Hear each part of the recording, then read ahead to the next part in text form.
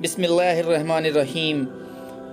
औरतों को हैज क्यों आता है और इसकी इब्तिदा कब से हुई? प्यारे अजीज़ दोस्तों, अक्सर कहा जाता है कि औरतों में हैज़ यानी माहवारी की इब्तिदा बनी इसराइल से हुई, जबकि कुछ कहते हैं कि सबसे पहले हज़रत हव्वा अलैहिस्सलाम को आया, जो उनके लिए अल्लाह की तरफ से सज़ा थी। आजकल इस मौजू पर बहुत से वीडियो चल रहे हैं जिनमें गुमराह उन बातों के ज़रिए मुसलमान के ईमान ख़राब करने की कोशिश की जा रही है और बिना सोचे समझे हम इस बात को मान रहे हैं कि हैज हम सब की माँ हज़रत हव्वा अलैहिस्सलाम के लिए एक सज़ा थी, जबकि ऐसा हरगिज़ न था। प्यारे अजीज़ दोस्तों, आज की इस वीडियो में हम आपको हदीस की रोशनी में बताई गई है, जिसमें हम आपको कुरान और हदीस की रिवायत से इन सब सवालात के जवाब देंगे कि हैज की इब्तिदा कैसे हुई, क्या यह लड़कियों के लिए सज़ा है, क्या यह सच है कि हज़रत हव्वा अलैहिस्सलाम को सबसे पहले हैज आया जो अल्लाह की तरफ से उनके लिए सज़ा थी, क्या इसकी शुरुआत बनी इसराइल से हुई, क्या बनी इसराइल से पहले औरतों को हैज से पाक थीं? इब्ने हल्दून, अब्दुल रज्जाक और मुस्नद इसहाक में हज़रत अब्दुल्ला बिन मसऊद रज़ी अल्लाह ताला अन्हु और हज़रत अस्मा से इस तरह रिवायत नकल की गई है कि बनी इसराइल की औरतों को यह इजाज़त थी कि मर्दों के साथ मस्जिद में जाकर नमाज पढ़ती थीं। मर्दों और औरतों के दरमियान एक पर्दा लटकाया जाता था। फिर एक दिन एक लड़की मस्जिद में नमाज अदा करने के लिए आई। वह अपनी एड़ियाँ उठाकर मर्दों में अपने आशिक दोस्त को झांकने लगी। इसके बाद इसने रोज़ का यह मामूल बना लिया था कि वह हर नमाज के बाद अपने आशिक को देखने के लिए एड़ियाँ उठा कर देखा करती थी, जिसकी देखा देखी कुछ दूसरी औरतों ने भी मस्जिद में गैर मर्दों को देखना शुरू कर दिया। चुनांचे उनको मस्जिद में जाने से रोकने के लिए अल्लाह पाक ने उन पर हैज मुसल्लत कर दिया। कुछ लोगों का कहना है कि हैज की शुरुआत उसी दिन से बनी इसराइल से हुई थी, जो कि गलत है, क्योंकि मुफस्सिरीन इस रिवायत की तफसील में बयान करते हैं कि हैज की बीमारी मामूली न थी, बल्कि बनी इसराइल की औरतों को मस्जिद में गुनाह करने की खुदा ने ऐसी सज़ा दी कि 4 महीने तक मुसलसल औरतों को हैज रहा, जिसकी वजह से औरतों ने मस्जिद में जाना ही बंद कर दिया था। फिर औरतों ने अल्लाह ताला से माफ़ी मांगी तो अल्लाह ताला ने औरतों की तौबा को कबूल कर लिया। यह अजाब औरतों पर ख़त्म हो गया। प्यारे अजीज़ दोस्तों, मुस्तन और अहादीस में बयान किया गया है कि औरतों में हैज की शुरुआत रोज़े अज़ल से है। हैज के हवाले से 2 अहादीस बयान करते हैं। इन हदीस से साबित होता है कि रोज़े अजल से है, ना कि बनी इसराइल से इसकी इब्तिदा हुई।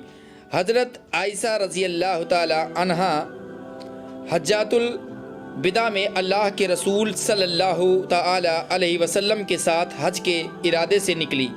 रास्ते में इन्हें हैज आ गया तो वह इस अंदेशे से रोने लगी कि अब वह मनासिके हज अदा करने से महरूम हो जाएंगी। प्यारे अजीज़ दोस्तों, अगर ये वीडियो आपको अच्छी लग रही हो तो वीडियो को लाइक कर दें और चैनल को अभी तक सब्सक्राइब नहीं किया है तो चैनल को ज़रूर सब्सक्राइब कर लें। आप सल्लल्लाहु अलैहि वसल्लम को मालूम हुआ तो आपने इन्हें समझाते हुए फरमाया कि यह ऐसी चीज़ है जिसे अल्लाह ताला ने औलाद आदम में औरतों के लिए लाजिम कर दिया है।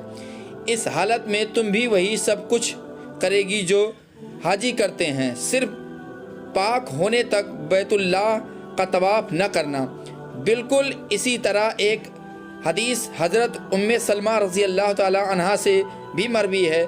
हज़रत उम्मे सलमा बयान करती हैं कि एक मौके पर मैं रसूलुल्लाह सल्लल्लाहु ताला अलैहि वसल्लम के पास बैठी थी कि मुझे हैज़ आने लगा। मैं वहाँ से उठ गई। आप सल्लल्लाहु ताला अलैहि वसल्लम ने दरियाफ्त किया तो मैंने बताया कि मुझे हैज़ आने लगा है। आपने फरमाया कि यह ऐसी चीज़ है जिसे अल्लाह ताला ने आदम की बेटियों पर लाजिम कर दिया है। इब्ने खल्दून, इब्ने कसीर और इमाम बुखारी ने हैज के मौजू पर एक बाब कायम किया है। جس کا نام تینوں نے حیض کا آغاز کیسے ہوا رکھا۔ اس میں تینوں نے ہی حضور اکرم صلی اللہ علیہ وآلہ وسلم کا فرمان نقل کیا ہے۔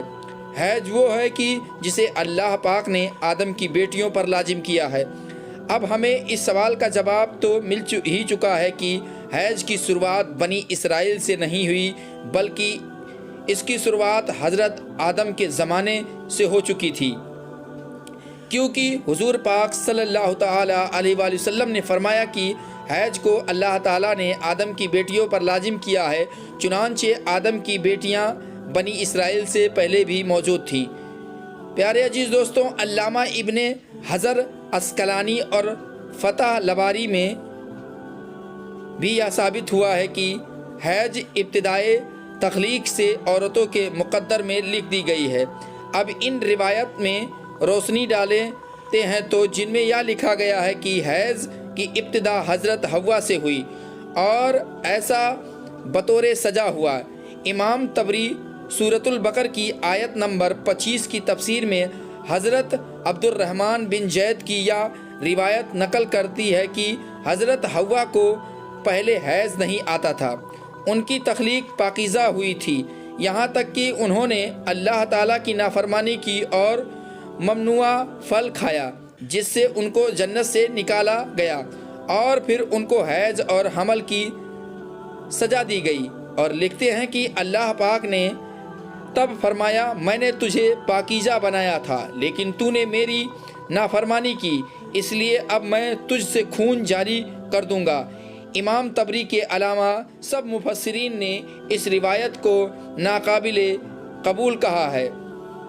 حیض اصل میں ایک طبی آتی مجر ہے جسے ہر مہینے عورت بلوغت سے سنیاس تک دوچار ہوتی ہے اور اس کی صحت کی علامت سمجھا جاتا ہے۔ اسی حیض کے خون سے ہی بچے کی پرورش کی جاتی ہے۔ یا اللہ تعالیٰ کا نظام ہے، غیر حاملہ عورت کو اگر حیض نہ آئے تو اس کو بیماری کی علامت سمجھا جاتا ہے۔ یہ عورتوں کے لیے کوئی سزا نہیں ہے اور نہ ہی یہ بات کسی روایت سے ثابت ہے۔ یہ حیض عورتوں کے لیے سزا ہے بلکہ ایک ذمہ داری ہے جو اللہ تعالیٰ نے انسانیت کی تخلیق کے لیے عورتوں پر ڈالی ہے۔ اس لیے جو عورتیں اس ذمہ داری کو بخوبی نبھاتی ہیں وہ اجر و ثواب کی مستحق ہیں، جیسے کہ حضرت عائشہ رضی اللہ تعالی عنہا نے ایک دفعہ پیارے آقا حضور پاک صلی اللہ تعالی علیہ وآلہ وسلم سے سوال کیا کہ اے اللہ کے نبی، مجھے تو لگتا ہے کہ عورتیں پیدا ہی مصیبت جھیلنے کے لیے ہوئی ہیں۔ پیارے عزیز دوستوں، حضرت عائشہ رضی اللہ تعالی عنہا کا اشارہ حیض کی تخلیق کی طرف تھا۔ نبی پاک صلی اللہ تعالی علیہ وآلہ وسلم نے مسکرایا اور فرمایا، نہیں، بلکہ یہ ایک ایسی چیز ہے کہ جس کے ذریعے بنی آدم کی عورتیں آزمائی گئیں۔